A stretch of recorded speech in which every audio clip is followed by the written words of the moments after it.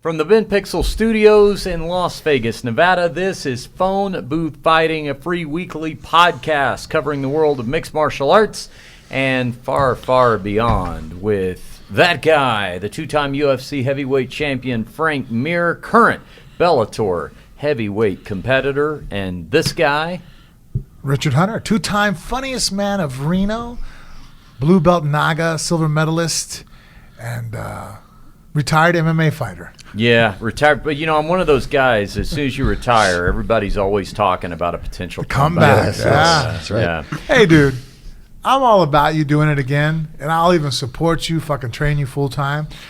But only if the motherfucker we're fighting is older than me. He has to be my age or older. You ain't fighting someone younger than me, all right? Seems fair. I mean, the guy could still be 40, 41. Yeah, he could still have the better part of a decade advantage. Yeah, I'm still a top-tier competitive fighter at 40. So, you're still a good athlete. Athleticism, especially, doesn't go away if you treat your body well. But Jesus Christ, no more fucking 20-year-olds, you know what I mean? Yeah. Unless we're talking about your dating life. Austin Aries is here with us. Hey, that's a good transition. 20-year-old dating life. Hey, Austin Aries is in the Someone studio. who very much... Fresh shaven Austin Aries. Here we go. Wait, Austin, if fucking intensity... 20-year-olds. What? If intensity of mic level is any sign of virility, he's doing okay. well. I think we're good now. Okay. Yeah, got it down a little bit. All right. It's that no cholesterol thing there. Everything's working real. Yeah. That was my favorite thing in that Game Changer was the erection stuff. Yeah. Oh, yeah, I was like, yeah, that would sell it for me. Right? If I was on the fence. Don't worry about the soy, boys. You might have a little bit of titties, but I can be rock hard. I'd be like, but your dick will be bigger. I'm all, well, you had me at my dick was bigger. You didn't have to tell me anything else. That's it. Yeah. Hey, we actually need to shout out a couple of sponsors here, Frank, before we get moving. I've got info from our man Galen here, who wants us to take a second to talk about Manscaped.com. Now, if you go to Manscaped.com and use the promo code FrankM20, that's FrankM20, you're going to receive 20% off and free shipping. Now, you, I assume, have a Manscaped unit. I do not have... and by unit, I mean the actual machinery. Yes. I do not have one yet. I haven't gotten Caitlin or anybody yet. I do not have one yet, but I will tell you this. I do plenty of manscaping myself, so this is something I am all interested in. Tell me about it. You know what? I think that's something that... this isn't just a young man's thing to stay groomed for the the eventual or hopeful meeting of the opposite sex or same sex. It's the 219, right? Yeah. But even when your wife, she wants to see you in your best, right? And so I find myself sometimes falling under that. Well, I'm married, my wife, it doesn't matter anymore. I'm not single. But, my wife's made a couple comments, and so that's why I looked out how to take care of that area. And, and just, grooming yourself is just more hygiene. It's cleaner. It's just better for your significant other. It's better for everybody around you that rolls and trains. If you're a jiu-jitsu competitor, I prefer for you to be a little bit on the well-groomed side, There's nothing worse than getting a random hair in your mouth. And at least I hope it came from your beard, you know? Yeah. I will use the heck out of that thing because I have different stages of manscaping grooming going on. I don't have a lot of hair naturally like on my chest, but I have a lot of hair on my legs, more than I would prefer to have. So I don't shave that, but I like to clip it down. Yeah, see, the buzzers they have a rubber on it. Yeah. Because I don't use a straight blade on my body either. Just because also, too, I'm on the mats, and if I have my skin is open, I'm afraid of rashes and infections. So, but I do like clipping the hair, especially, here, to be real graphic, I use wipies like crazy, right? But that being said, if I go to the bathroom and I don't have access to a bidet, wipies are great, but still, like if you have hair and you just put shit on there, you know what I mean? Like, that's gross if you think about it. So, I use clippers on that area of my body, my rectum and stuff. I keep that area as short clipped as possible, because of just hygiene, like that's just, when guys look at me like funny, like, so you don't trim that part of your body? So you have long dingleberries? Yeah, I'm just like, not vegan. You're gross. I don't think you could have been any more direct, Frank. Yeah. Manscaped.com is the website. Manscaped.com. Use that promo code FrankM20 to receive 20% off and free shipping. And those clippers are better than just using some walls. That's what I was about to say. They don't cut you. Because I've cut myself with the walls on the zero. Ooh. I sometimes try to put the rubber little like 1-0, like the half grade, the plastic, like it's like green color on most walls. Yeah, but still, I've clipped my testicles like where I bleed, like the machine cuts it, or I'm like fuck, And so those, man, I haven't clipped myself one time yet. Plus, who doesn't like some nice toned balls? I think a ball toner. It's not easy to find a good ball toner. Well, the good thing about it too is it's waterproof. So, like, as you're trimming yourself, it's probably not great for plumbing, but so I don't get yelled at by the wife, I go in the shower, trim my body, and then turn the shower on and wash myself off. And, being in the shower in the wet area doesn't fuck them up. Very nice. All right, manscaped.com. Check them out. Also, take care of us on that Amazon banner. That thing... Let me tell you something. The Amazon banner on the front of phoneboothfighting.com is the lifeblood of this podcast. It is the easiest thing to use. Frank's going to tell you more about it, but just to let you guys know, we see you using it. We appreciate you using it. Everybody's shopping on Amazon anyway, and it doesn't cost you guys anything just to bookmark that banner and click through that. But boy, does it keep this little podcast chugging along, Frank. Yeah, I'm still trying to get Mrs. Muir on it.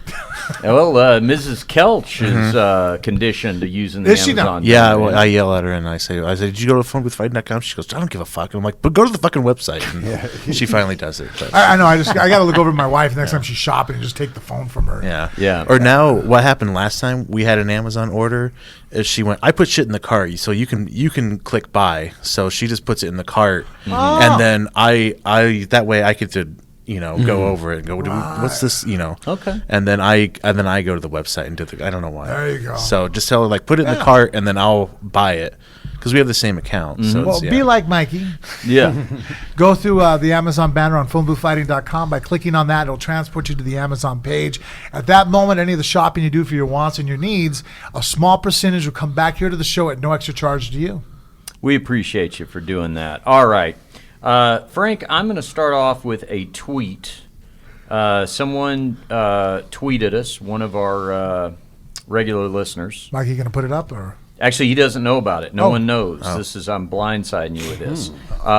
It was to me, but he said, hey, Richard, it would be nice if you guys answered questions like why Frank replaced certain coaches. Now, we can't go through each one because you've had a number of coaches over your career, but I thought it was an interesting question just in terms of coaching in general, because you are a fighter. I mean, some fighters go through their whole careers and never change coaches. But you've had the luxury of having a long career, but you've also had a lot of different coaches. Yeah. So maybe just a conversation in general about what goes into the thought process, because I think a lot of fighters could make the mistake of going, hey, I'm a world champ. I don't want to change anything. But then there's another side of it that's like, you know what? I can always be better. I can always learn something new. Yeah, I think I look at fighting.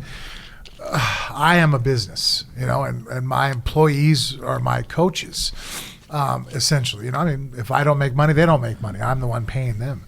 And so it's all about job performance. And some guys are very good when they get in the door. I think it's like dating somebody. I guess another analogy. If you don't run a business, you can probably relate to this one more. You notice a lot of your coaches, when they first start, they're all manscaping. Yes. Yeah. And everybody puts their best foot forward. And obviously I gave people the opportunities because of certain skill sets they brought. But then sometimes that's, a lot of time it's all that they have. And once I get through it and I see that we're just repeating the same stuff over and over again, and I'm not evolving and improving, that's time when we just like, okay, well, now you could probably spend your time training somebody up that doesn't know what you already know. Mm-hmm. I already know what you know, and I need to know more. Or I need to refine this, or I want to work on that, and constantly improve and evolve.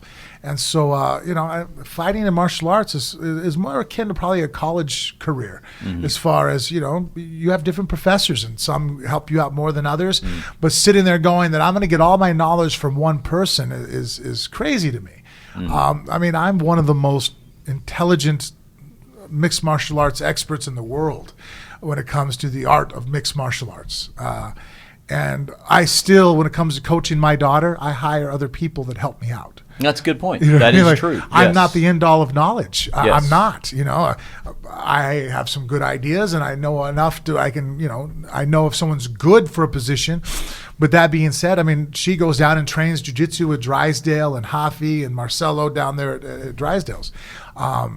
People probably think that'd be weird. Like, you're not your own jiu-jitsu. I'm like, well, I'm a consultant. I'll sit there and the overall picture I run, but I don't do the individual conditioning for her. I don't train her jiu-jitsu.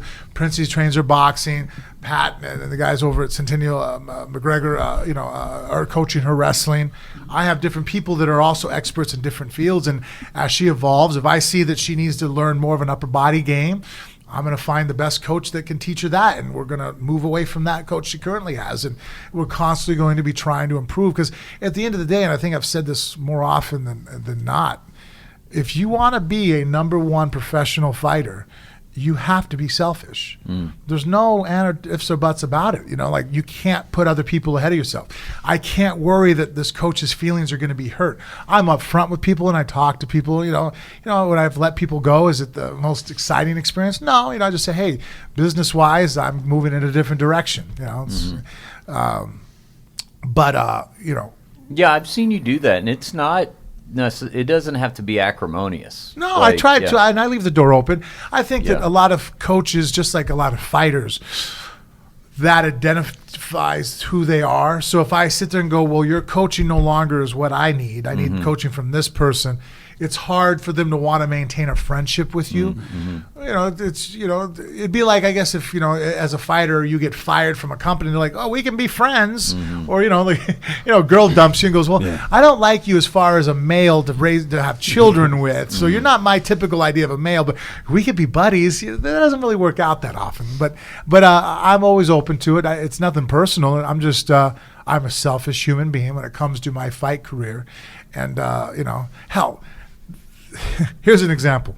My son's birthday, Cage, he turned 14 October 10th. I was fighting October 25th, 15 days later. Want to know what we did for his birthday? Trained.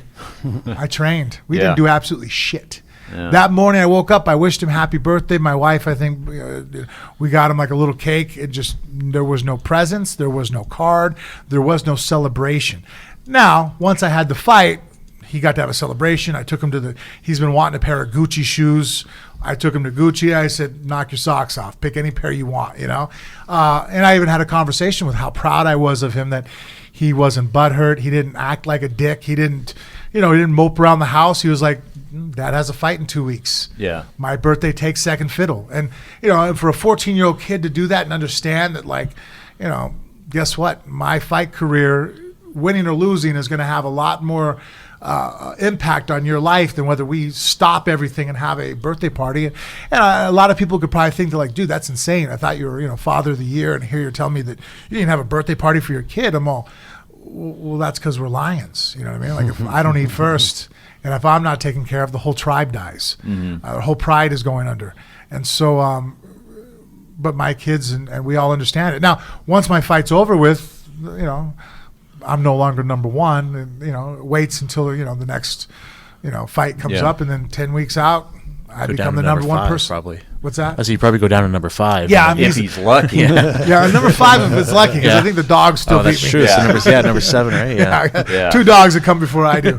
But that being said, so that's the kind of mental dedication. If you think that's crazy, I could never do that, I'm like, you're right, and that's why you'll never be able to walk into a cage like I do, in front of millions of people, and put your life and your ego on the line and prepare, because people sit there and go, are you willing to sacrifice? Like, well, really, what are you willing to sacrifice? Well, I think another component of that, too, is that I think you approach training kind of the same way you approach intellectual conversations, which is, I know what I think now, let's test it, let me hear some other perspectives, and let me see if it doesn't outright change what I think, maybe it affects what I think. Maybe it evolves to some degree what I think. And I think that's the way you kind of always sharpen. It's not like you're going to forget what you already knew, but it's a way you can sharpen what you already know by adding to it something you didn't know. Yeah, and you have to constantly be looking for different perspectives. And, hey, look, some people, they have, a limited skill set, and they're very good at that skill set, and and they find the right component, and they're like, well, I get it. The wheel's not broken, why fix it? And so, I mean, I'm okay with that thought process, but to me, I'm constantly trying to evolve and look to get better. Had I not made the different choices I would have made, I probably wouldn't have ran into working with Drysdale and his team. Carl Prince, who's still like, I don't know. Carl Prince is such a good technical understanding of the martial arts, and he is very much a street psychologist. No formal schooling, just phenomenal understanding of how humans' minds work, and he coaches in that language to you. And so I find myself very far and few between ever really impressed with someone when they talk to me, and I'm like, wow, I never thought of it that way. Mm-hmm. Carl, does that to me 2 or 3 times in a night where I'm just like, holy shit, really? Yeah. I never thought of it that way. Yeah. Well, there you go. There's your answer. Twitter listener who had a confusing handle. Hold on, I want to give him proper credit. Normally, I'll just say the name, but this was RS313 Bread. Wait, no, that's the name, but he's actually at CO1458. There's a lot of numbers involved in that. It sounds like a droid in Star Wars, doesn't it? Yeah. Anyway, we appreciate you listening, and thanks for the input. I told him we'd answer it on the podcast today, and appreciate if you guys have questions like that, just tweet us directly, and we'll answer them.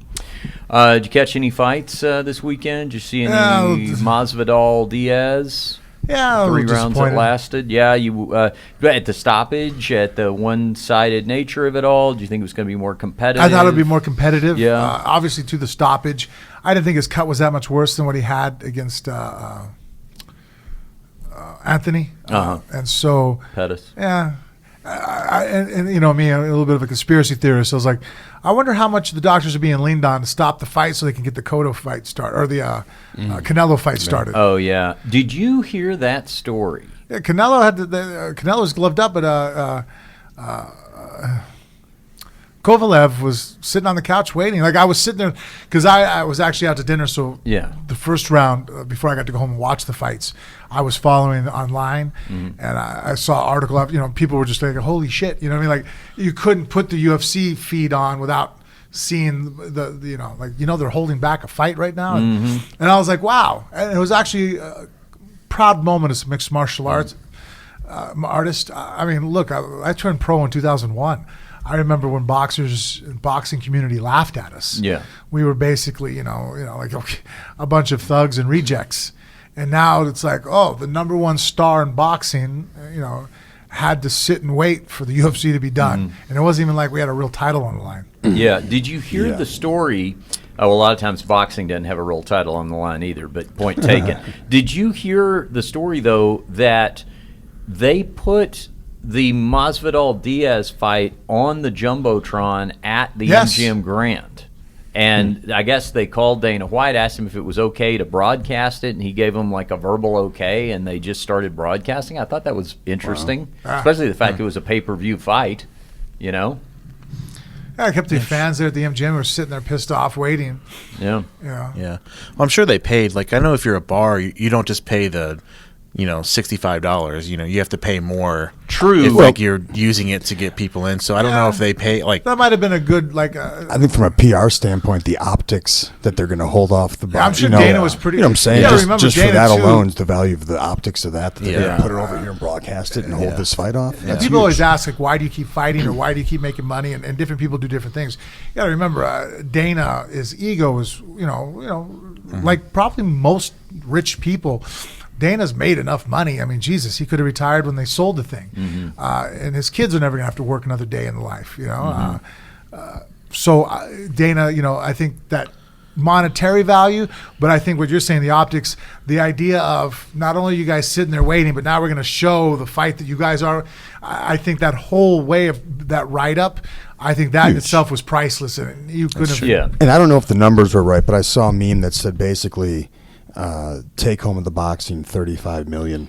Take home for the UFC fight, $500,000. Oh yeah, no, that's always. And so you had the guy making 70 times, holding off to watch the guy. And it's just and obviously kind of opens some eyes to the difference in the sports and, the monetary value of being able to be free to fight where you want to fight. Well, that is still boxing's or the boxer's advantage to the MMA fighter. In MMA. there is the UFC, and then there's Bellator, and then a significant drop-off after that. I think PFL's in there now. Well, no, I'm sure they are, because they do make millionaires, and you can throw one championship in that. Yeah, but one's up there now. But what I'm saying is that the UFC is large gap. I think it's an absolutely fair analogy to say they're like the Walmart of MMA. The WWE of pro wrestling. The WWE of, yeah. Whereas with boxing, you've got competing promoters. So that's why those prices go up. There's not one promotion per se that pays. Yeah, and there's a lot of talk that, maybe that should exist in MMA. Well, as far as the fight itself, it was tough to see the fight end like it did. But you know what? I'll say a couple things about it. One, how incredibly legitimate Jorge Masvidal looked and was in all that. Like, not that I didn't think he was before, but just in terms of, here's a guy who has got the onus on him of headlining a pay-per-view. That pay-per-view it's going to be a Madison Square Garden, biggest media market there is. It's not for a title. They did manufacture one, but it's not like you even have the added padding of going, hey, you can put welterweight title on the poster or something. And to not only deliver, but to put on a clinic like he did, I just think that, I certainly think there were plenty of people, myself included, I would have said this about him going in, that, oh, yeah, no, he's at the top of his game right now. He's totally ready for this. But this was seeing it. And against a great opponent like Diaz. Like, even though Diaz came up short, he did still look like Nate Diaz in all of his toughness. So I can say that for it. I think it at least had that going for it, I agree. Yeah. It was impressive to see. We had the president show up. Donald Trump was there with trying to find an arena not to boo him, huh? Yeah. This was all the hot debate online. You know what? The biggest problem I have with it? Yeah. So many of the know-it-alls were like, wow, how shocking that there was still boos there. Yeah. This should be his people. Right. When the fuck was UFC all MAGA hat guys? I think we have an accumulation of different groups. Yeah. But I think that I always felt that when I have conversations with fans, I think we're very much moderates and centrists in MMA. Yeah, I think it depends. I certainly think that's the case in the gyms. Like, that's going to be the case at Drysdale's, like starting with Drysdale himself. But I will say this: it is white men 25 to 54. That's going to be your overwhelming demographic at the fights. Right. With the affliction shirts. Because let's think about the people who are going to be buying the tickets for the fight. Now, so to start there, I would say, like, if I were on his team and they would go, gee, didn't go over well at the World Series, you think it'll be better at the fights? I would have said yes. I would have said, yeah, this is going to be closer to the demo. Now, it is in New York, and that's not going to be as good as if he had it down in Alabama or somewhere, down like that. Did you use Alabama just a coincidence, or are you saying that because that's where his college experience is going to be now? He's going to a college football game. I guess he's going to Alabama. Oh, actually, I didn't know that. Yeah, that's why I was like, wow, that makes sense. And if I was on his team, I'd say, and on the way back from the Alabama game, let's hit the NASCAR track, and it'll probably feel better. NASCAR, there. I think he'll do very well. Yeah, and even pro wrestling is more of the right than I think UFC. And I've been around the pro wrestling scene for a while and see really. Oh yeah, very much so. The fans in pro wrestling, I think, are much historically closer to your NASCAR fans. The Southern, also more so than I've ever found the UFC. Yeah. Also for Trump in particular, because Trump sells a pro wrestling mentality. Yes, it's good guys and bad guys. Like, do you know what Trump says about me? I hate this country. You know that, right? Like, as a liberal, I hate this country and freedom. Yeah.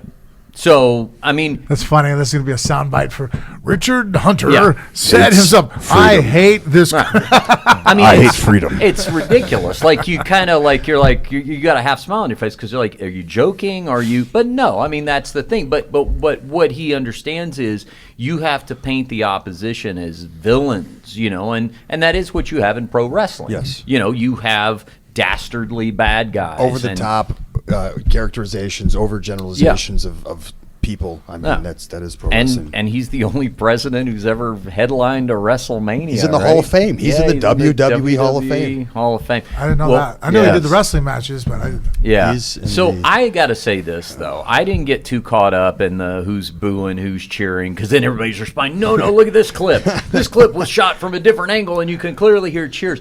The fact that anybody is spending much time focusing on this, it worries me that that's like their baseline for approval. Well, was it thumbs up or thumbs down, in the gladiators arena? That's how I'm going to decide how much support the president has. I would much prefer that we look at more substantive measures than that. Like we're going to vote on the next presidency by the applause meter? Yeah, like it's a bikini contest. Like we're just holding the hand over the head. That's a great point. Yeah, exactly. Like an applause meter. Yeah. And also, too, who's the last president that we elected that we didn't want to hang out with? I mean, and you can say that we don't want to hang out with Trump, but the people who voted for him, that's my kind of guy. Yeah. George Bush, a guy you want to go have a beer with. Clinton, Obama, cool. I just think at the end of the day, it's the guy that we kind of find cool. It's a popularity contest. I will say this. I don't recall a president in my lifetime that, there's no president you're not going to run into an arena and somebody's going to boo or something like that. But to have it be like super intense, like that, it is intense on both sides. The cheering is like over the top cheer. You know what I'm saying? Mm-hmm. Like I think for a lot of I went to baseball games that George W. Bush was at because I still lived in Dallas and he was the former owner of the Texas Rangers. And he mostly got cheers there. That was certainly his demo. Some people would boo. But Jesus, the people who weren't cheering him weren't like feigning like they were a teenager at a Beatles concert, with their red hats on. And by the same token, the people who were booing weren't like, beside themselves. It is a polarizing time. There's some things about Trump still that I'll be like, the economy and whatnot, which, everybody keeps telling me he's going to fall out. I'm like, jobs and stuff, corporate things have moved over. I always try to look at both sides. But where he lost some points with me on? Not throwing out the pitch. Oh. Why? I don't know if that was him. Did they not? I don't think they wanted it. Hold on a second. I don't know, man. Let's see. Google Obama throws out a first pitch. Let's see if Obama. That's when he threw out. He had the mom jeans on. All right, I'm just saying. Yeah. President Obama did it. Obviously, it's not a security issue. I thought I wasn't sure he was invited because the guy who threw it Trump, out. Yeah, Obama did it, but man, he shouldn't have. But who cares? They're fucking politicians. I don't expect Obama to fire fucking 185 miles an hour over the pitch or over the plate. The guy who threw it out. George Bush had a good first pitch, though. Bush did it. So here's my point. point. Right after 9/11. Yeah. It is embarrassing to go up there and do something that proves maybe he's better. Yeah, go ahead. Right? It's embarrassing. It's embarrassing. I get it. But to me, because I know what it's like to go up there and get my ass fucking handed to me, it still takes balls to go up there. And so as long as you make the attempt and try, I respect you because that's all as humans we can ever really do. Smile in the face of death. I can go out there and battle. Can I give you a philosophy of why I think he didn't do something like that? Well, because he was afraid to look stupid. Possibly. Okay. But I think this right here, it endears you to the people in a way that he likes to be on a pedestal, to look down at people. He looks to be, this makes him look like, what I'm saying? Like when I watch the president, you think he's more of an asshole and I'm thinking he's more of a coward. I just think again, I go back to optics because it's all about, my business is all about, we put ourselves on a pedestal. You guys are 100% optics. And that's the background he comes from. You don't discount that he's best friends with Vince McMahon and that he spent time in WWE. And then you look at the way he's done this campaign and he's created villains and heroes and very much wrestling. When you go out there and do that, it's almost he lowers himself to where now he's being seen as the everyman, and I don't think that's his strategy of campaign. That was Obama's campaign, right? But I'm just throwing this out of left field watching it, but that could be. In case we just say it's a Democrat versus Republican thing. Yeah, here's and he probably wasn't going to fire a very good. Very good pitch. No, I mean, come on, man. Again, it's like a fucking 60-inch waist. Bush's whole campaign was he was the guy you wanted to have a beer with. I like George. He's kind of a nice guy. Yeah, he's a goof. He doesn't have a good track record, but he seems like a nice enough guy. Like a guy, if I sat down with, he'd make me laugh. You know what he does now? Trump wants to be authoritative and seem above you, and if he goes and throws the first pitch out and he throws it like a girl, something funny about no offense, girls. Some of you couldn't. Can't say that. Said Bella might take your head off. Sorry, throw it like a. Yeah. Wow, that was a good pitch. Yeah. He knows he scored too. Look at him. He used to own a team. Yeah. Yeah, you know what always amused me about George W. Bush is after he was a Negro knuckleball there. George W. Bush retired to the Dallas area, and I guess it was a year or two after he was out of office. Laura Bush was being interviewed, and they asked her what did she think of Obama's first State of the Union address. And she said, we didn't see it. We didn't even think about it being on, and we just didn't watch it. Fair enough. I think George W. Bush was so happy to be out of that job because I think they told him it was going to be a lot easier than it was. And, of course, 9/11 happened, all this other stuff on his watch. So if you think about it, to say that you were a former president and you didn't watch the State of the Union address. Now, at this time, there are 5, counting him at this time, there were 5 living presidents. Now, this is what this is tantamount to. Imagine that there was this fight, this MMA fight this weekend. There are 5 MMA fighters on the face of the planet. You're one and your dad is the other one. And you don't watch the fight. Like the concept that, you figured you'd watch it if nothing else. My father and I are 40% of the only people on the face of the earth that have done a job that might come up at Thanksgiving. I should probably watch. And I think a lot of that has to do, too, that the impression I've gotten, my overall personal impression of what I've seen of W, is I think he's generally a good human being. And I think that job I think some of the horrors that he had to deal with, I think fucking fried him out. Yeah. You know what I mean? Like, honestly, like even now, like he does the paintings where he does the paintings of the Iraq war victor, or, Afghanistan or what? Yeah. I mean, I don't know. I don't get maliciousness. Where like sometimes you look at Trump and like, oh, he's a hateful little fuck. Right. Yeah. I've never felt that about W. Like, I don't feel like he's a hateful little fuck. I'm like, oh no, the guy he might make mistakes, but who the fuck doesn't?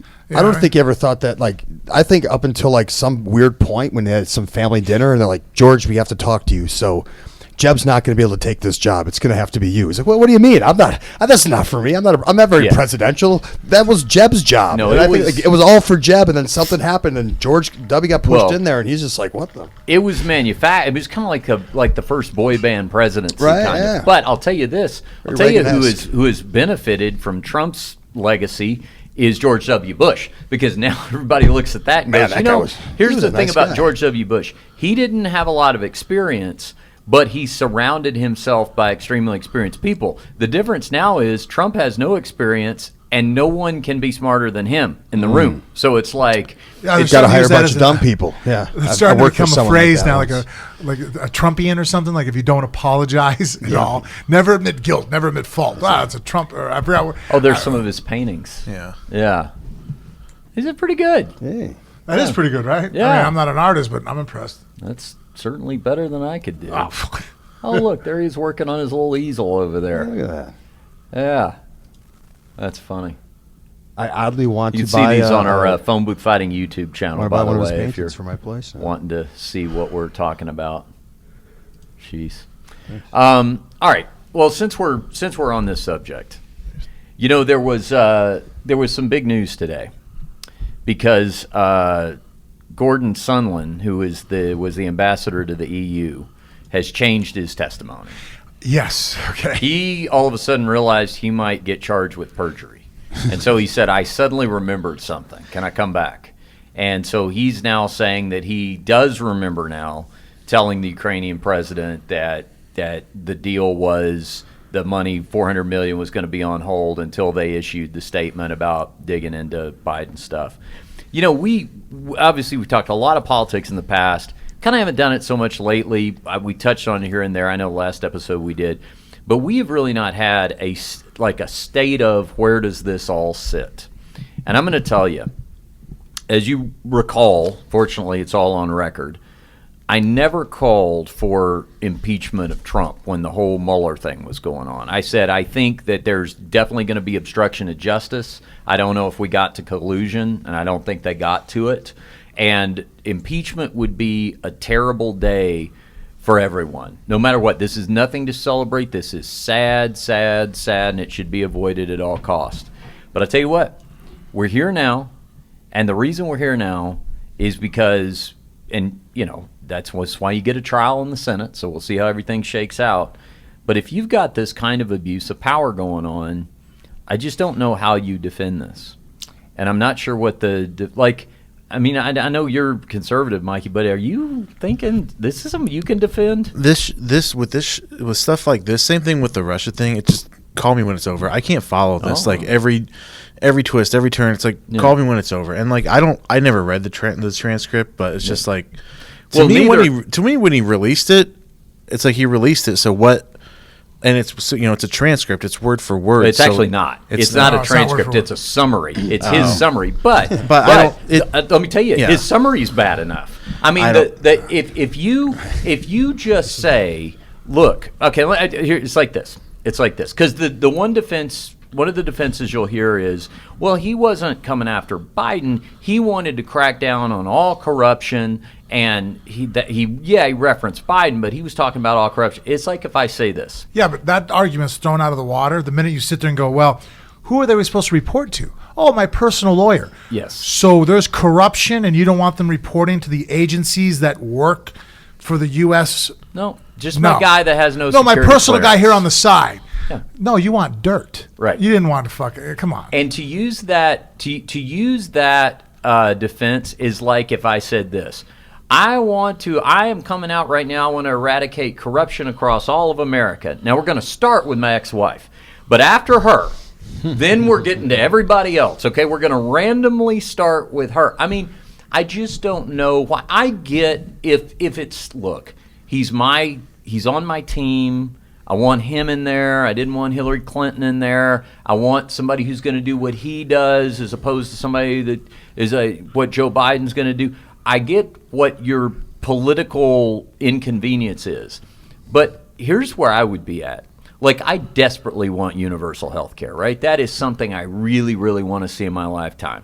But if you told me that Bernie Sanders could be president, but the trade-off is that he's going to be going around telling people, look, I'm not going to let you have the money that the Senate or that the Congress appropriated for you, as is their job, until you give me what I need on, the guy who's running against me next time so I can stay in. I'm going to hear that, and if I believe it, and if the evidence backs it up as it appears to do, you know what I'm going to have to say? I'm going to have to say, I guess we can't have universal health care right now. That makes me sad. I want it, but at what price? Because this is stuff that happens in third world countries. But that's because you're not a team player. That's right. You're what's best for the country. That's right. Overall. That's right. That's the part that sometimes is upsetting me with some people that are very diehard Republican. I'm like, look, I'll point out some Democrats that were very upset with the option of having to vote for Hillary. Mm-hmm. They didn't back her up. They were very unhappy with it. And they vocally said, fuck this, I don't want her, I'm not voting. Mm-hmm. That's really what helped also. One of the factors that helped Trump out was very low voter turnout for Hillary. So then on the flip side, I'm like, so now you have on the Republican leader is obviously fucking, fucked up. Guess what? Your teammate there dropped the ball. He fucked up. Your team leader, vote a new one in. Mm-hmm. You know what I mean? Like, stop supporting him. Let the Republican Party know that, like, hey, we're not going to reelect this motherfucker. Find some other Republican to lead you. Not him. You know what I mean? Like, he's obviously just a businessman. He doesn't understand anything beyond that. And that's why, even his apology on his tweet is like, what I did, or I didn't do what they're saying I did. And if I had done it, it wouldn't be that bad to begin with. I even was sitting there going, hey, wait a minute.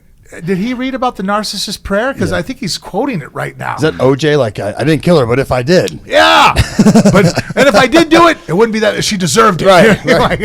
The difference is we've never had anyone, Republican or Democrat, in that position before that did not, when it really all came down to it, still care about their legacy.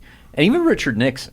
Richard Nixon was doing what he was doing in private, but when it got exposed, he thought about how am I going to look? How do I go down in history?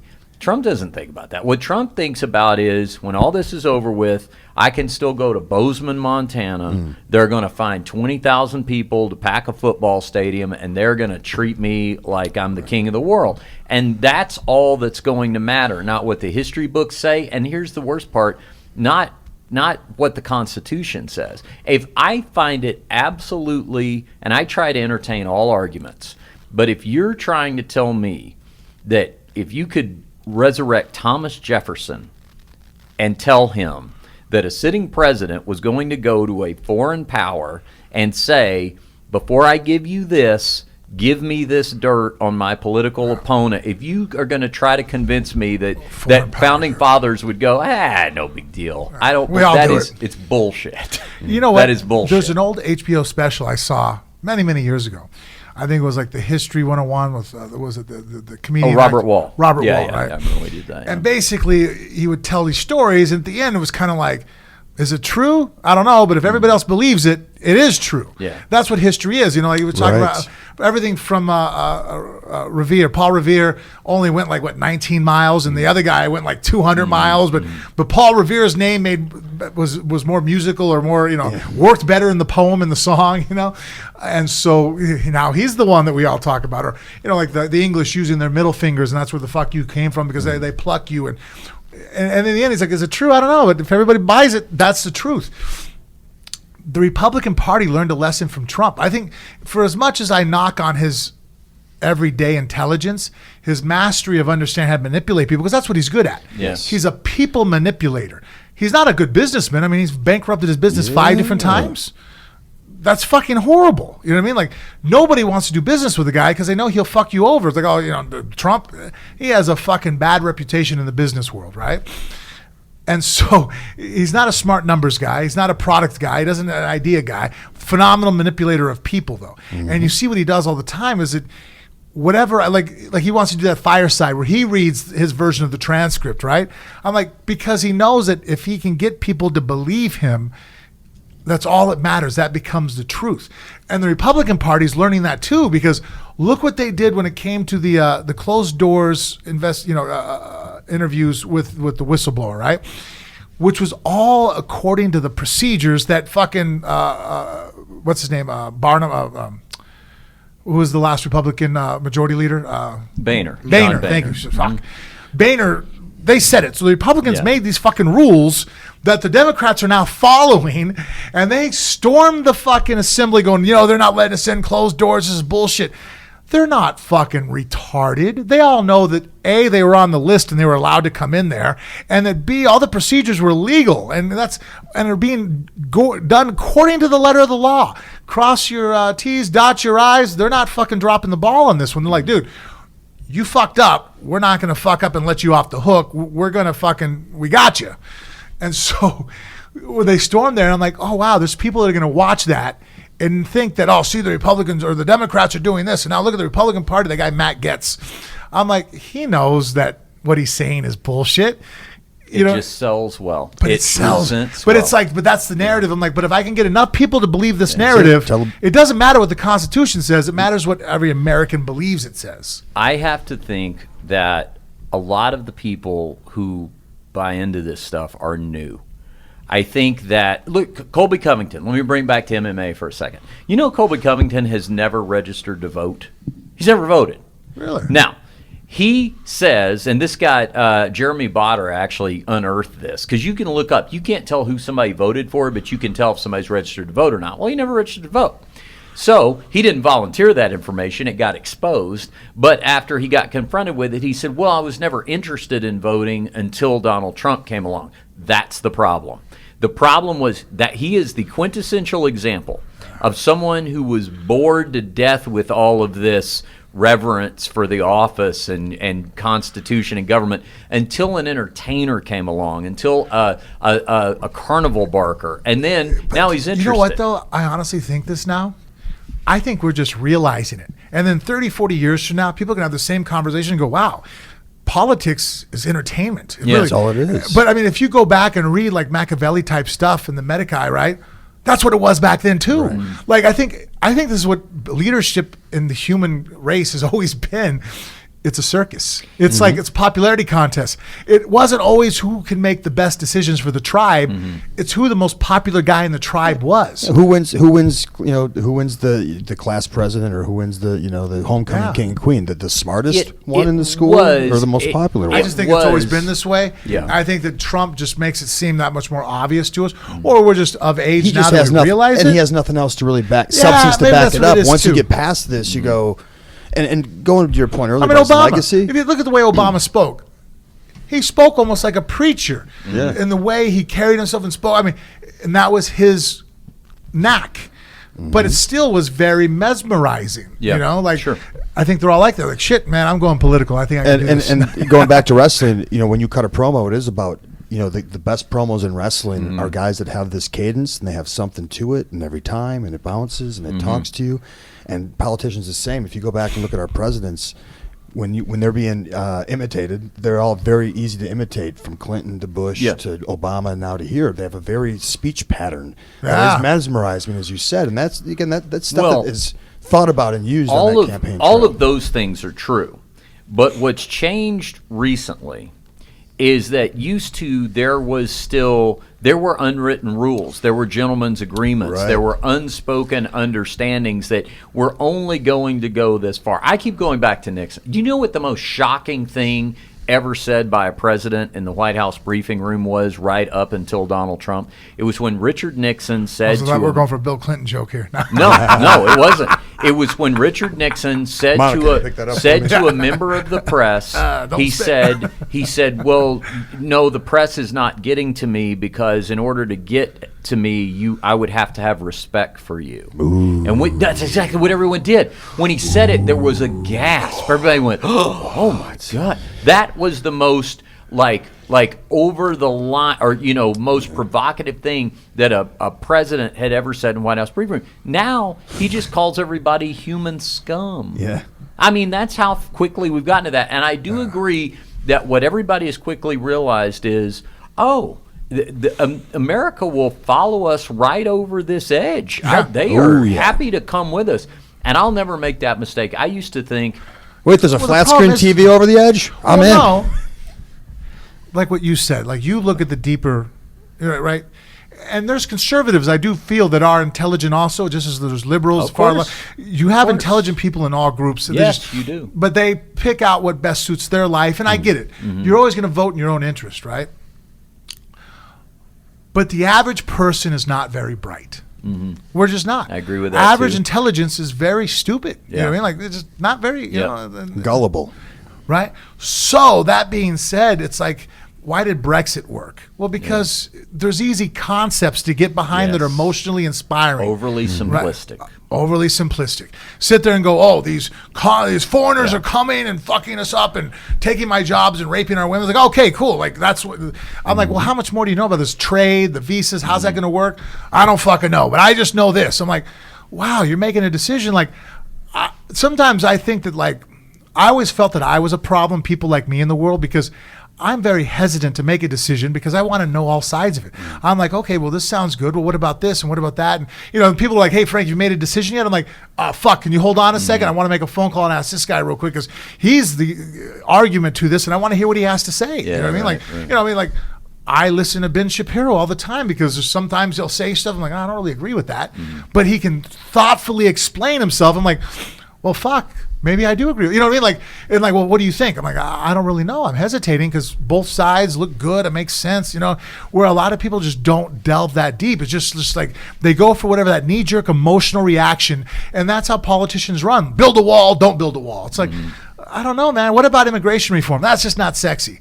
Really? Like, so we can't talk about, my father's an immigrant.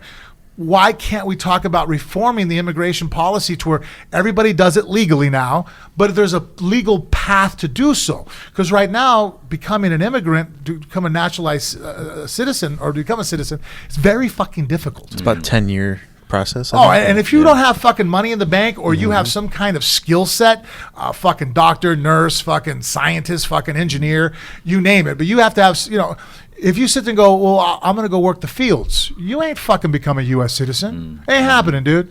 What? You want to be a fucking blue-collar worker? Nope. And so then those guys, because there's a necessity for those type of individuals, they jump out and people get pissed. So my whole point, it's a very complex topic. And people boil it down to build a fucking wall. I'm like...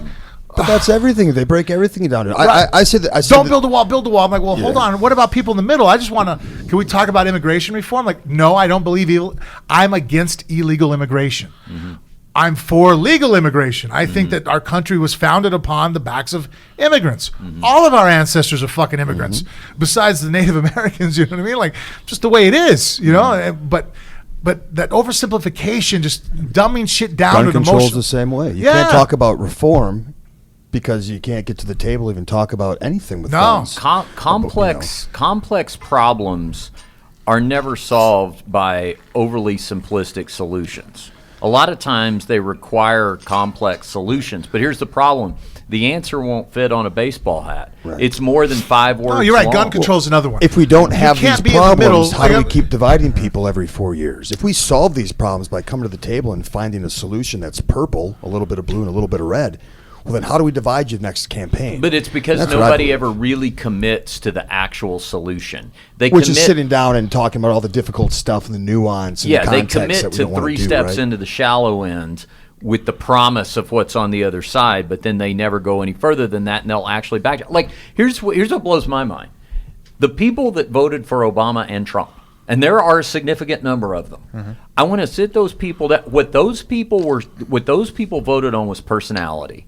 They were sold on the charisma of Obama, and they were sold on the charisma of Trump, and those are not one but 2 stupid reasons to cast honestly, a vote. and I 100% believe this, and I don't think anybody could prove me wrong. I mean, but if The Rock and Oprah fucking ran right now, they win. 100% they win. No doubt in my mind. I'm like, oh well, fuck. He'll run. He won't run this. He'll run in 8 years. No, The Rock. Can you imagine The Rock and Oprah? If they were on a ticket together, fuck you. Everybody's fucked. And Trump's fucked. Listen to this liberal right now. Unless Kanye and Beyonce are against him, then that might be fucking give him a tight run for the money. Listen to this liberal right now as I raise my right hand. Do you know who I will not vote for president? Oprah Winfrey and The Rock. Because I honestly, I would just wait to hear what they had to say. No, they got good speechwriters.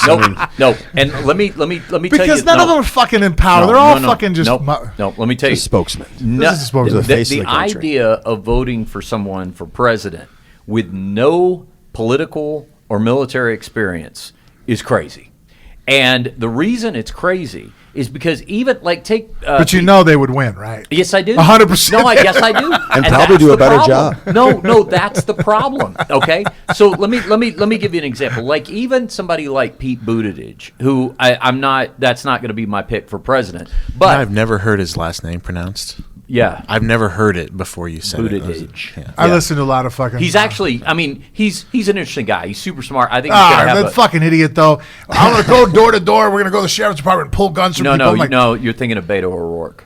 Oh, Rourke said that. Yeah. That's right. Sorry. Yeah. But the thing about because the Beto O'Rourke dropped out, right? Yeah, he's out. Buttigieg is still in. Yeah, Buttigieg is more of a moderate. O'Rourke was talking about taking guns. I'm like, guys, right. Well, that shit ain't gonna happen, dude. You're not taking fucking our Second Amendment away from us. Good soundbite. And that was the reason. What he did was he saw a lane. He was desperation play. He's trying. Yeah, that was a Hail Mary swing that just fucking buried him. But to Pete Buttigieg, now even though all he has been is an Indiana mayor, okay. That's not enough political experience to be president of the United States. However, I will tell you this, as a former mayoral candidate myself, the paperwork that you have to fill out, you have to turn over all your financials. It's a vetting process. I've been vetted more than Donald Trump has been vetted for public office in that sense.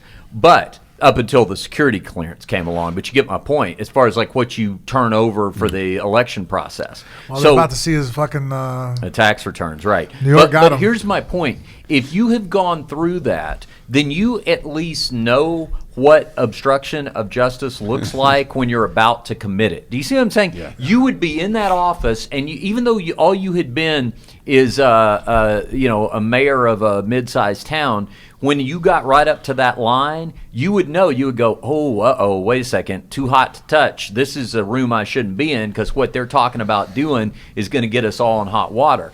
When all you've ever done is own your own privately held business that was never publicly traded, you've got not only do you have no concept of it, you've got the opposite concept, which is, what do you mean what I say doesn't go? No, I get to make all the rules. I call that childlike genius. Mm-hmm. Sometimes it happens in MMA when someone does something, right? Mm-hmm.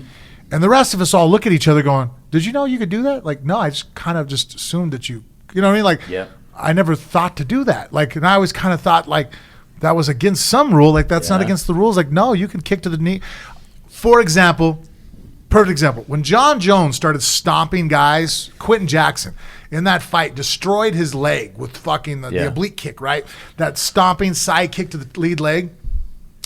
He first threw it. I was like, oh, that's a foul. I'm a fucking professional fighter at that point for 10 years. Mm-hmm. And I'm like going, oh, you can't do that. Well, wait a minute. And I saw a bunch of us all kind of like doing the like, could you do that? Yeah, that's legal. And then sure enough, completely fucking legal to do. And now more people do that move. At that point, I was like, wow, John's such a free-thinking guy. He just, if you don't tell him no, he just fucking, well, why can't you? And there's a certain genius in that where you think outside the box. That's what they'll say. There's another angle of saying, they go, oh, you think outside the box.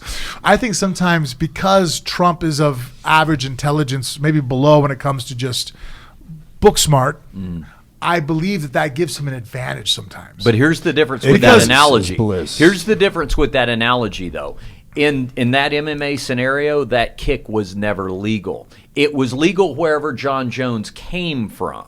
Okay, in this analogy, it was legal from LFA or wherever he was fighting, let's say, in this hypothetical scenario. But once he gets to the UFC, it's not a legal kick. And there are plenty of things that Trump has figured out, like those loopholes. But in this particular case, what I'm talking about, these are not legal things. No, you're these right. are just things he brought from the business world and tried to apply. You think a little bit like athletes. They grow up in the AAU culture. So from 8 or 9 on, they can't do any wrong. They're already right, sure, on the track sure. for being huge stars. So if they fail the test or they do something after school, like they get it swept up for them and cleaned up. I think Trump's very much like that. He's never ever had any repercussions. He's always been able to get out of jail for free. And now he's in literally the most important seat. And why would he think now that there's going to be any repercussions? No, if you look through his business career, his history, there's a trail of very pissed off people, from banks to construction companies, you know, people that he's fucked over. I mean, a laundry list of people that just like, fuck this guy. I'm like, how does he keep surviving? Well, and how do you get elected? How do those people? I mean, that's just baffling. Even his wealth is fucking exaggerated. But here's the thing: the people who this was a whole new demographic for him, because, and it comes back to that birther thing. First of all, nobody here believes Barack Obama wasn't born in the United States, right? No. Or you're good, Mikey. You think he was born in Hawaii? I don't even care. Okay. Yeah. Well, no, let's just, it's important because here's what I'm going to say about I would imagine they vetted it pretty good before they let him run for office. I don't know. Call me stupid, childlike intelligence in this aspect. But when that first came up, I'm like, okay, so you're telling me this guy, he got past the CIA and the FBI and all these fucking organizations that I think that, I mean, we're the most powerful fucking country in the world. Trump was the mastermind to figure it out. And this guy fucking fooled all them with a forged fucking certificate. I'm like, well, let me explain why I'm bringing it up. I'm sorry, statistically speaking, I have a hard time buying that. Yeah. Well, let me explain why I'm bringing it up. Because up until that point, all that stuff you're talking about, the contractors who got stiff, taxes that didn't get paid, settlements, out-of-court settlements with the Trump universities, and I mean, I know that came later, but, all those types of things had been done in the past, but middle America, Joe Sixpack, wasn't keeping track of all that. When the birther thing happened, and you think about it, Trump worked that angle for 2 years, I think. Yeah. When he started doing it, and he looked around, and he's like, holy shit, I got something stupid people about. Look at this. Yeah. This is working. They really want to believe this. This is working. And he worked it for a couple of years. Now, ultimately, he had to abandon it because, push came to shove. And when you're about to be president, you do have to acknowledge that that's not true. But as soon as he got backed into that corner and you're like, okay, now here's the part where he goes, you know what? Okay, you got me. It's not true. He just goes, did I tell you about the wall? Yeah. Wait a second. I got a new product. Hang on. You're going to love this. Let me get my traveling salesman kit and open this up and show you the wall. You are going to love this wall. And then it's on to a new product. And that's why, think about all the people who have ever pitched you a multi-marketing scheme. We've all had those friends, right? The Amway. Hey, what have you been up to? I haven't talked to you in 15 years. Yeah. You ever thought about going into business for yourself? All those things. It's never one that they're involved in unless they're just brand new. This is the second or the third or the fourth go round, and that's how they're just susceptible to that idea. Right. But it's that's the kind of thing that I hope that this doesn't ever happen again. But I'm never going to believe that it couldn't again. Not for the rest of them. I'm going to be one of those people when I'm old grandpa and they're like, why is he so paranoid about all that? And they're going to be like, well, he lived through the Depression. You know how they talk about Depression era old people that save all their pennies? I will be that way about the average amount of thought that somebody puts into their vote. I will be scared every 4 years. And I even said to Jennifer the other night, I was like, we were talking about, because we love Halloween. And we're talking about, next Halloween, let's do this. And I go, I was just thinking about how incredibly stressed out I'm going to be next Halloween. Because the presidential election at that point will be 4 or 5 days away or something like that. I'm going to be a wreck. Yeah. I mean, it's I'm sorry, I'm just running through my head. When you talk about the wall, okay, so building a wall. I would like to have a conversation about that. Mm-hmm. You know what I mean? Like, do I think that we should have open borders? Mm-hmm. I hate how the minute I sit there and go, hey, I want to have a conversation about, you want open borders? Like, I didn't fucking say that. Mm-hmm. I do think that we should do something to secure the borders. Can we just talk about, is there certain areas of it that are good to put a wall? Well, fuck, put a wall. Are there certain areas where it's not practical? Well, it's not practical there. Okay, well, what is practical there? Can we talk to somebody who knows how to do this, that understands it? Let's go to other countries that have walls. There's other civilized worlds that they walled up their fucking border. Pretty sure we helped take a wall down. And here's the problem.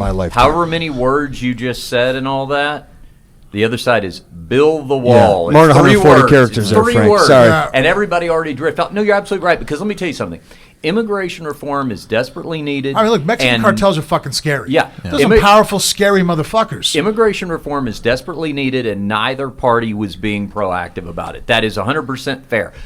Liberals, because of a lot of the voting base. Also conservatives, because if they really wanted to crack down on illegal immigration, they would crack down on the business owners that hired the illegal immigrants, and they're the ones, they're like the Johns in the hooker-John relationship. They're the ones who come off unscathed, and the hookers get prosecuted. But to come with, you're absolutely right. There are areas where it makes sense to have a wall. In fact, there are areas where we already had a wall, correct, right? Yeah. But there are also areas where it is absolutely impractical to do that, but we're off message. See, but I mean, the message is build the wall. If you sit there and go, well, we have to have a small military group there to post up, and hey, if they see someone coming towards the thing, they're going to shoot them with rubber bullets. Mm-hmm. Okay, I'm game. Like, what percentage will that stop? How will it help? Is it cost effective? Can we, but can't we just have a conversation where it isn't whether it's a Republican decision or a Democratic decision, but an American decision? Right. Like, what's best for our fellow guy? Like, if you live in El Paso, what's best to save your fucking town? Like, I don't know. I think that's going. Every issue is going. Yeah, it's either left or right. You're either all in and you want full on. Yeah, either extreme right or extreme left. Yeah, and the line is it's just getting further and further and further apart. As a parent and as a husband, nothing is 100% black or white. Mm-hmm. I've just, in my personal little bubble of my reality, there's a lot of fucking gray, man. Mm-hmm. That's why I call myself such a middle guy. I'm like, you know what, man? Like, I don't know. There's very few extreme evils and there's very few extreme goods. Everything's a fucking mixture of the two, and it kind of depends on, well, how does this benefit me? How does it hurt me? How does it take, and everything's a conversation and an ebb and flow and an adjustment.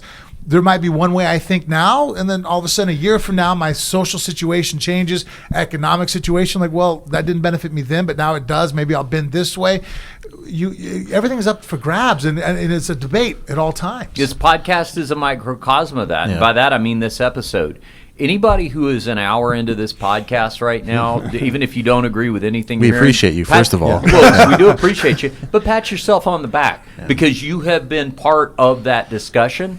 And my fear is not for the person who's still listening but disagrees with me. Mm-hmm. My fear is for the person who 2.5 minutes tuned into it went, this is not, this is getting too complicated. See, I can't do that. I have to hear what the other side has to say. Me too.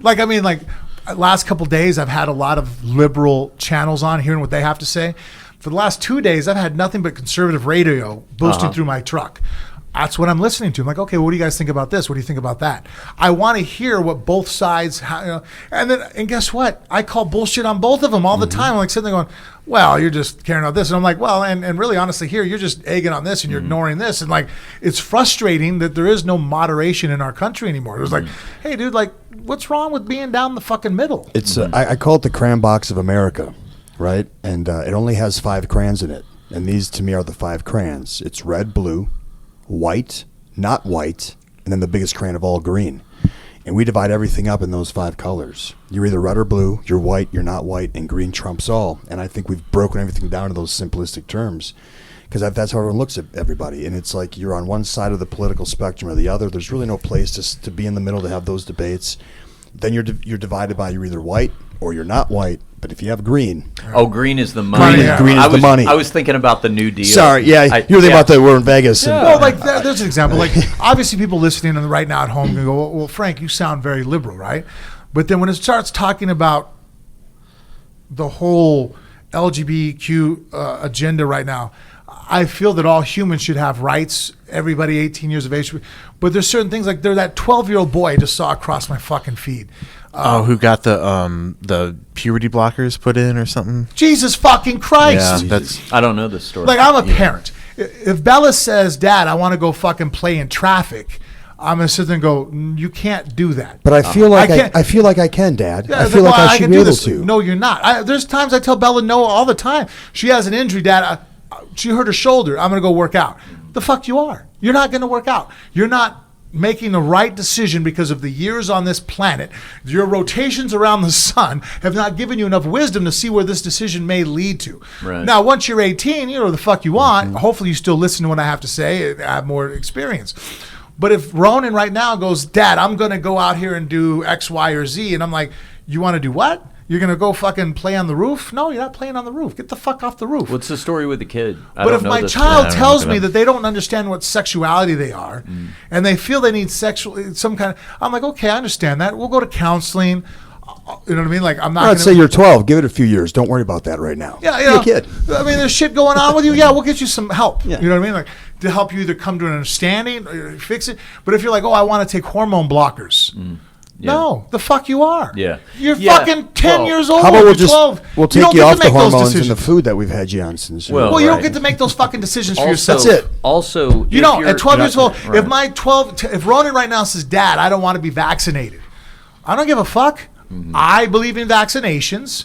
You're getting vaccinated. Mm-hmm. Now, when you get older, you can do what the fuck you want with your children, but guess what? You're my child, and I'm going to parent you in the way that I feel is best, and guess what? I think it's pretty much universally accepted that a 10-year-old shouldn't be making life fucking decisions. Yeah, life-altering decisions. Yeah, right? With like, hormones. Come on, man. I think what should be. So then the liberal side, that's where they lose me on that. They're like, "Oh yeah, you got to let all that." That's how he feels. But he feels cut like your balls off at 12. It's fine. Oh, wait a minute. No, I mean this. Put some tonic on first, though. This liberal is not saying that because what I will say is this: there is a difference between acceptance and engineering.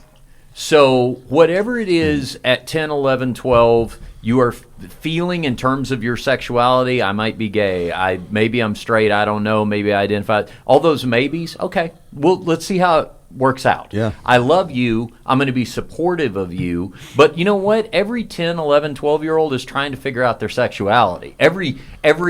You could be straight as an arrow. Was it this, Frank? Because this is the one I saw as a Facebook post that went viral. Yeah.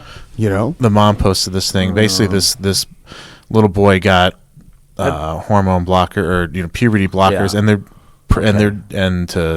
Wait a second. Have we seen this anywhere but Facebook? No, but this is this is where I saw it. Yeah, I would want to make sure that this. Supposedly, this is the lady's real. Like, this is the mom of this kid. So, well, if it's legit, well, there's also too where there's the boy dressing up as a girl who's like 12 years old. Oh, the mom cross-dresser. Yeah, there's the that. Mom always wanted a daughter here. Well, but again, let's make sure this is real, because I mean, if the 12-year-old boy version, that's real. That's on all the news feeds. Yeah, but I'll just for the sake of the conversation, let's explore it for a second. But there are parents out there that are allowing their children to make decisions. That I'm completely against. I'm like, no, that's not a conservative or liberal mindset. That's what I would parental say is mindset. This. What I would say is this: when I was a kid, I had a pierced ear. You know what? I didn't have a tattoo. Because I had long hair. That can come and go. Bella wants a tattoo. Yeah, we told her no. No, 18. No. Yeah. You're 18, Bella. You can make a decision for yourself. But right now, no. Right. Exactly. You know, no. Yeah. Am I infringing on her rights? No. Yeah, I am. I guess. Fuck. You know what I mean? No. No. I mean but she's 16. I don't know. You know what I mean? Like no, because then I would actually argue that you would be dereliction in your responsibility as a parent at that point. And if you allowed your kid to take fucking hormone pills, that's what I say. I agree. You're fucking child abuse. You're not being a good parent. Well, here's the thing. Would you let, like, a 15-year-old boy who's small, so like, I want to be a football player. I in my mind, I'm this mass monster. I'm as big as Frank Mir, but like, would you give him steroids and human growth hormone? Right. No. So why would you do that? Why would you give them and the actually, wrong? Well, on this too, I'm also critical of this. When I've seen, because I have a daughter, I've seen now people post that they allow their, they sign because there was a show on it, and when Jennifer was watching, I remember looking over and I was like, Jesus Christ, what is the world coming to? And it was a young girl who was very popular and her family was rich, but she was being teased at school for having little tits. So How her old was family, 15 fucking years old. That's what. Right? And so because her titties weren't as big as her friends' titties and they had the means to, they fucking let her have a boob job. And I'm just 15. like, fuck yeah. Like, I'm like, holy shit. God, I wish I was in high school again. Yeah? No, you can. Yeah, because they said, it's mentally harming them all. Well, I mean, there's other ways to look at this. One, you can't fix everything someone's going to bully you upon. I mean, like right now, I'm going to bully you that you're not very bright. You're right. That basically you're telling me that your basically contribution to society is you're nothing more than a sex organ because you're to look at with tits. So I have so already my brain started fucking lowering you on the scale of worth. Yeah. I mean, like and that probably comes from 9 years of working at a strip club. But now you can imagine where I categorize you as a human being. I'm like, all right, you're just a commodity now, And so, or you could sit there and go, well, let's learn how to deal with things like the small breasts. Like if you're dealing with bullying, like fight back. Learn how to have tougher skin. Do some squats and focus on your ass. Right? Yeah, like learn how to turn the narrative around because guess what? Who's making fun of you? It's a human being, right? They're not without their flaws. Why don't you be a little smarter and figure out how to fight fire for fire? I mean, can you imagine going into the fucking gym as a guy and if I started teasing you and you just fucking crumbled, you better leave that fucking gym locker room. That's not society. That's what they do now. Then they go on their Facebook and they complain about it. And then they go to Planet Fitness instead the next week. Man, I got pink bellied and everything else. I mean, like constantly bashing balls back and forth. Like guys, men have that in a locker room type of scenario where I think society would learn from that. Like, look, it's fine to be hazed a little bit and you haze back. This whole zero bullying. I'm all, really? Because you're such a cupcake, you can't take any abuse. Like, obviously, there's a line, an extreme version of everything. But I think a little bit of balance of understanding that, like, hey, like, we can rub elbows with each other and not break. Well, I will say this as somebody who definitely marched to the beat of their own drum at an early age. Yes, when I saw bullying, I saw that as weakness, and meaning from the bully. Sure. Yeah. I had people who I ended up being friends with that would come at me initially for being different, dressing differently. That what they were really upset about was that I was coming into their group of, like, they were already in the group of friends, and then here I show up. And everybody else is going and getting beer, and I'm hanging out with the people who are going and getting the beer, but I'm not getting the beer. That really angers insecure people, right? Yeah. But as soon as they realize, no, I'm going to turn this around on you because I've actually identified you as the weak one, and I'm about to embarrass you. Right. They go pick on somebody else real quick. Look what that did for your mind and its character and what kind of a person it made you, because you had to deal with an adverse situation and you rose above it. If there was any point as a parent, is to give you the tools to do so, to give you the means in which to battle back and toughen up and become a better warrior, right? What I wouldn't have done was like, okay, kids at school are making fun of you. Well, I'm going to take you down. We're going to dye your hair blonde. We're going to give you a crew cut, and we're going to change your clothes. Fucking black is no longer our new color. And then now you can fit in, Richie. Did I help you at all? No, Fuck, you didn't. No, I did not. No. I clipped your fucking wings and said it's okay that you can't fly. Yeah. No, it's not good. Yeah, and what I would do in that situation, if I had a kid, again, puberty age, that's trying to figure themselves out, whatever it is they're trying to figure out, gay, straight, or anywhere in between, is just to say, listen, this is a tough part of life. This is something everybody has to figure out, whichever path they're going down. Here's the deal.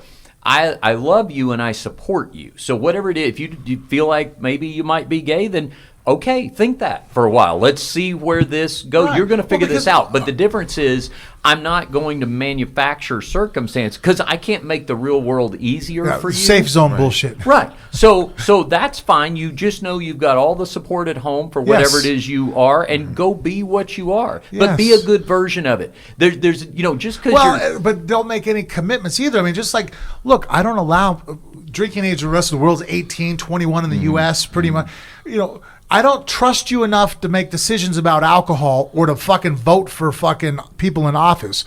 But I trust you to make, surgical decisions on your body. Yeah, we're not going to, no surgery. I mean, come on, that makes no fucking sense. No, that doesn't make sense. I won't let you drive a car, but you can decide whether you want to fucking cut your balls off or not. Yeah. We make money doing that. Yeah, you're right, fuck. I forgot. And we make a lot more money from 18. We make a lot more money from 18 to 21 with underage drinking tickets.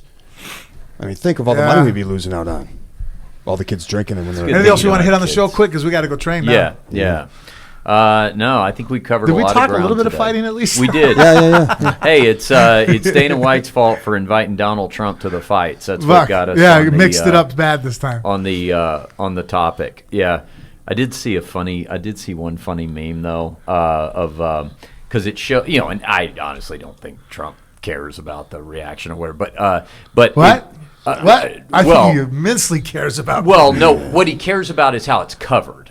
Like, if he was just going to sit there and be booed, but it wasn't going to affect him, like, publicly or anything that's reported, he wouldn't care. He does care, yes, about the way it's covered. I think it hurts him. He's a thin-skinned individual. No, but I saw there was a. He's definitely a rich boy. They caught a shot of Trump and Kevin McCarthy and Donald Trump Jr. and everybody kind of has like a kind of a sour look on their face, but Eric is looking off in the other direction, smiling, and the meme was like when your whole entourage is getting booed, but Eric sees a balloon, like he was just looking off and butterfly. He doesn't strike me as overtly intelligent. I think. Where'd he come from? Yeah, true. I guess, huh? Yeah. If you ever watch the cartoon President on Showtime, he is the one that's like the Beavis of the Beavis and Butthead, the two brothers. So anyway, all right. Can I ask a quick question? Oh, of course. Settle a spousal argument. Oh, yes. Uh-oh. When do you guys put up your Christmas tree? After Thanksgiving. That's me too. Maybe when I'm 42 next year.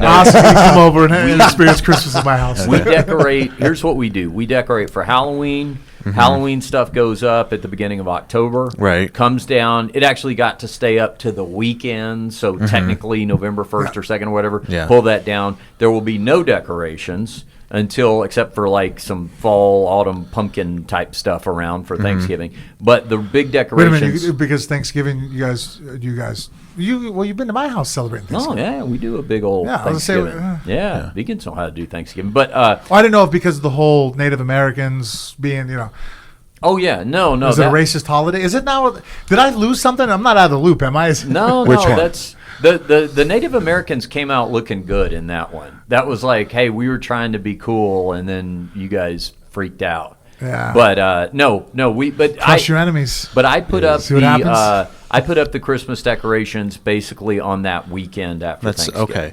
What does your wife say? She said most people put up their tree right after Halloween. Fuck no. Yeah. Okay. And you're the people we make fun of. Like when I start going down my neighborhood and I see Christmas shit up now, I'm just like, what the fuck's wrong with you? No. I'm like, dude, I don't want to hear Halloween. I do not want to hear Christmas music until after Thanksgiving. That's what. Some people just have Hallmark calendars. Usually Black Friday that weekend is the decorating weekend for Christmas. I will tell you this though. I will tell you this because I live in a community that has a very strict HOA, and I know that their policy is, from October to New Year's, they don't regulate like lighting. They expect that people are going to be putting up different displays and lights and everything. So I guess it does. How do you put your Christmas tree up before Thanksgiving? No, I know, but I guess it does happen regularly enough. She said her grandparents did it, but I don't understand how she thinks most people. I mean, listen, where I grew up, they left their Christmas tree lights up year round. So,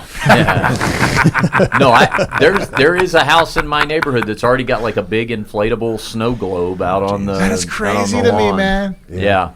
But I think if you do that, you're kind of missing out on the in-between, which is that whole thing. Like, Thanksgiving doesn't have real specific decorations, but it's got, like our pumpkin. You know, like we had pumpkins like from Stuff, Halloween. We're like, let's leave this out. You know, this is fall-looking. Well, I think Thanksgiving is a great holiday because it's very much of a family holiday that doesn't cost money. I mean, besides travel, that's my only knock on Christmas is that, like, look, I love the family gets together type of, the fundamental idea behind it, right? But the gift giving stresses the fuck out of people because everybody thinks that now it's like, you're going to measure my love by how much I buy for you. We've all been brainwashed. And also how much you buy. Like, oh man, I got dad a new TV. My what do I have family to knows get? This. Yeah. It's if you want to buy one of the adults a cheap gift or give them something expensive, that's okay. But everything's about the children. Yeah. My children open up gifts. That's it. That's who I spend my money on. If you're a cousin or an aunt or an uncle, you're going to get a hello, maybe a card. Like, I don't believe in buying. Right. And I tell, my parents, don't buy me a gift. I'm not buying you a fucking gift. Right. Yeah. My kids are who's going to open up presents. I'm like, you're a fucking adult. You want something, go buy it. Yeah. We keep it simple in my house. This year for Christmas, each person that lives in my house is getting a Disneyland season pass from the other one. Good. That's it. I'm going to dyno out the truck. That's my Christmas gift to myself. Yeah. All right. Frank, why don't you plug that social media? You can follow us on Phone Booth Fighting at Facebook and Instagram, and then just Phone Booth Fight at Snapchat and Twitter. Oh, I almost choked it up again. Austin, Tinder and my. I'm sorry. Yeah. Are you wrestling anywhere this next week? Just had a match in Chicago for MLW. No, I'm going to be going down with Frank DeMedellin, getting that stem cell. Yeah. With we'll be down there with Jose, the BioAccelerator guys. Then you can follow all that trip at my Instagram, Austin Healy Aries, or my Twitter, Austin Aries. All right. Well, here's to some rejuvenation for you guys. All right. For Frank and Austin and Porno Mikey doing a great job producing as always, I'm Richard Hunter. We'll see you right back here next week on Phone Booth Fighting.